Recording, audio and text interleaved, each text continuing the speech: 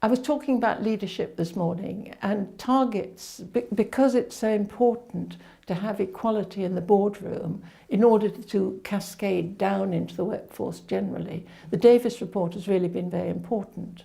This is really targeted to get 25% of the board female. Now, I don't believe in quotas, and Norway did something comparable with quotas, and is always quoted, and I indeed have quoted it, to show that you can get women there. There are qualified women, you just have to look for them and be determined to bring them in. But it hasn't resulted in more equality throughout management generally. So in a way it's a big success, and in a way it's disappointing.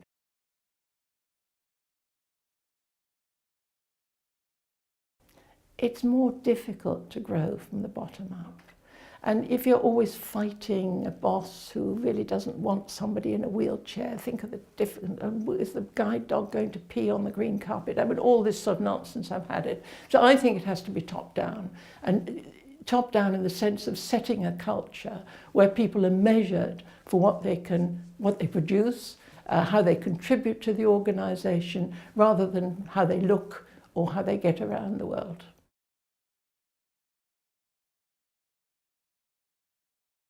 I think once you leave the workforce for whatever reason, and it usually is for family responsibilities, you do tend to lose your business, your sort of confidence when you go into a large corporation, whether to be interviewed or to do the job that you were doing 3 years ago. And that confidence that yes, I can do this job. Yes, if I can't do it, I will learn how to do it better than anybody else. That is challenged for women, and we have this sort of I wonder if I can do that. Well, of course I don't know all that. This sort of it is almost a false modesty, while the men whom I interview say, yes, of course I can do that, absolutely,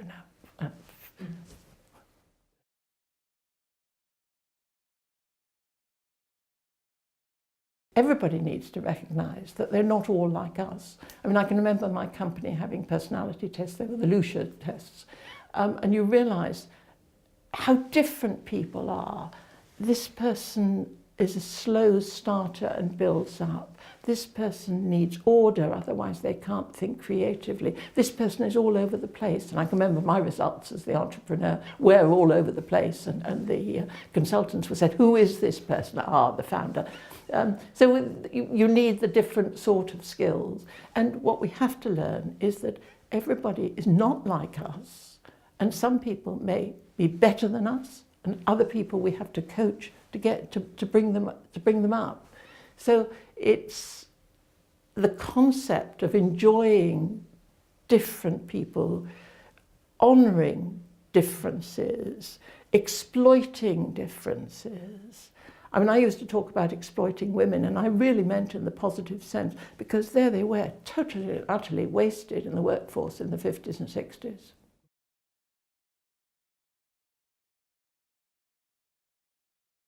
Well, I mentioned that this afternoon I'm going to see robots teaching children with autism, and that's a sophisticated task, and I haven't seen it yet, so I can't comment. But my own charities, and I have several, are using automation to provide security for people, to check on people's health, in order to replace a lot of the minute-by-minute care that people are currently doing with automation. In the workforce, very few jobs are safe. Lawyers, doctors, and so on. All those jobs are going to change in the next 10 years.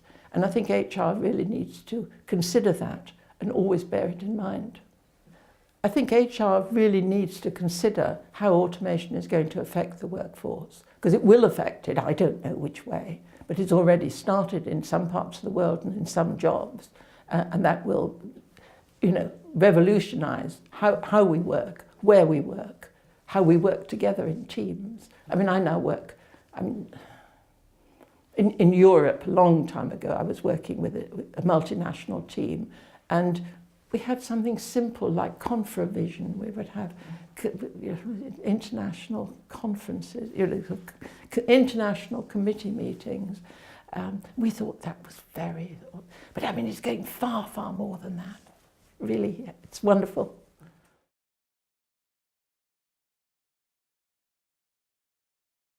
I believe all those cultural issues come from the leadership.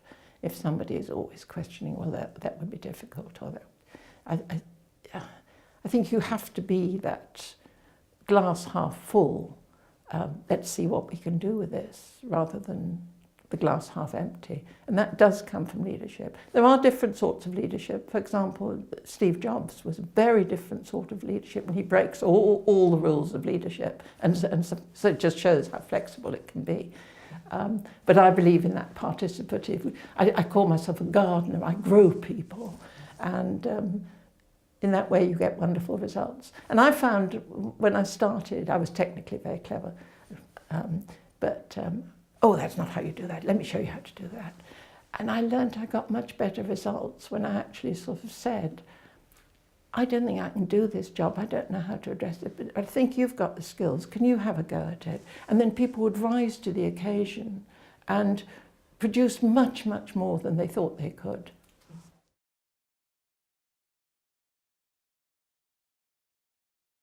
I think HR, almost at the sort of personnel level, has learnt to consider people's mental health, and this is really a big issue.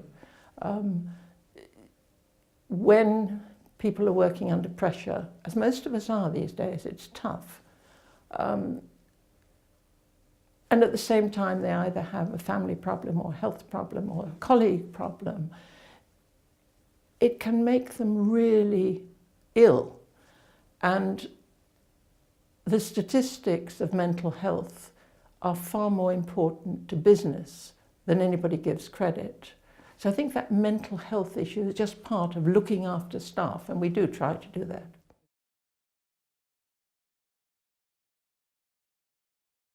Well, the computer industry at one time would only accept managers who were technically competent. And health sector used to be like that, and I really don't know what it's like today. But management is a profession of its own. To be an HR member, HR director is an enormous responsibility, and you have to be professional about being a director, not that you know all the nitty-gritty. And I worked as a non-executive director for the John Lewis Partnership, and there they were moving their seniors around so that the finance director didn't actually know much about finance. What he did was manage people who did know about finance.